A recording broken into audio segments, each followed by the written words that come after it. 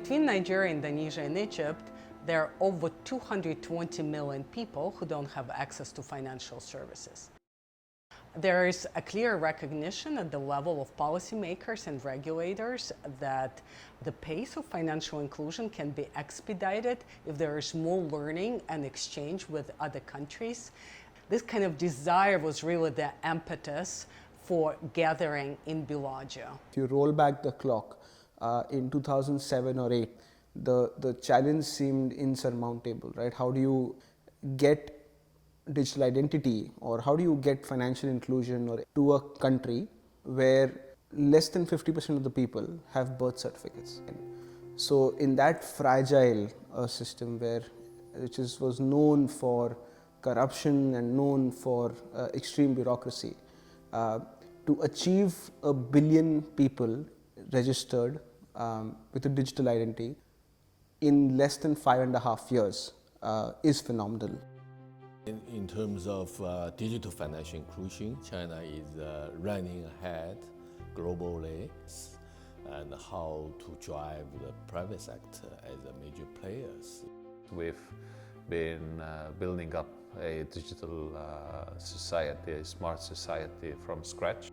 If you want to quit smoking, for example, I mean, there has to be a decision, and it's the same way with changing your society.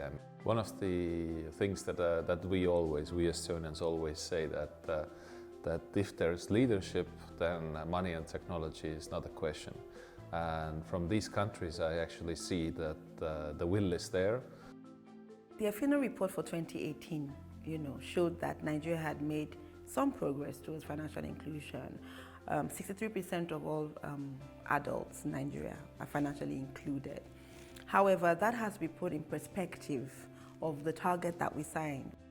We would have 80% of adult Nigerians being financially included by 2020.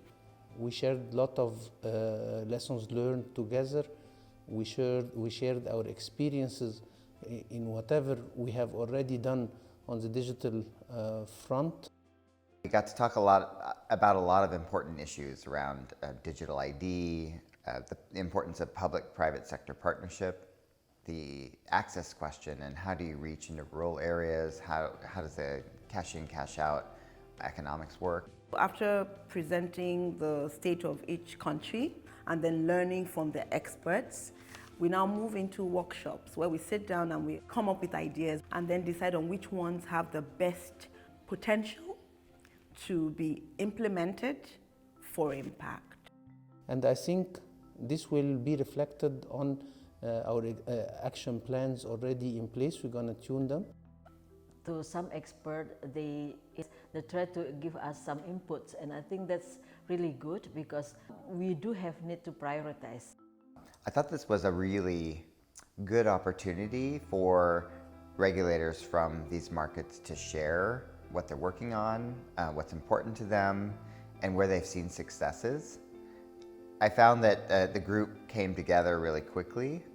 The Bellagio Center provided an incredible environment for this group of regulators and stakeholders from 6 different countries to have in-depth technical discussions and truly honest conversations that I don't think would have happened in a larger setting. There's a commitment among participants to be in touch, continue this group, and advance this very important conversation.